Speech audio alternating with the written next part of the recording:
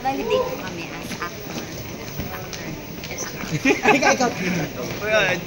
Wow, I've been around for quite a while and earning something like this is really, overwhelming. Kaya, alam mo yung tutulog kang masaya ka, nakatitigil ka. My mom said kanina, congratulations, best actor. Sabi ko, ma'am, hindi pa, pero, I'll always be a best actor sa nanay ko, sa pamilya ko, and, this is such a compliment. So, maraming salamat. Inspirasyon ba? Mabigat ang role mo dito bilang Juliana. Same thing with you, no?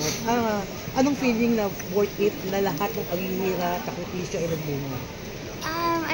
Masarap po sa pakiramdam, syempre, yung mga nabibigyan po ng ganitong parangal after sa lahat po ng hard work. Yun nga sabi nila, hard work paid off. Copy paste. Hindi, masarap yung pakiramdam na gano'n kasi syempre yung nagpe-pay off yung paghihirap mo, hihirapan.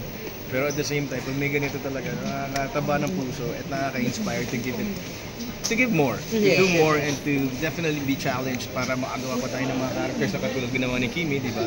Sa atin sa Pamilya Sagrado. So sana marami pang mga palabas na magawa natin para mas marami pa tayong mapasayang tao. Naging part nyo ang Dolphy Theater for so many years and now malapit na siyang gibahin. Ano lang feeling bilang mga kapamilya? Siyempre masakit. Hindi naman, Dito kami lumaki ba?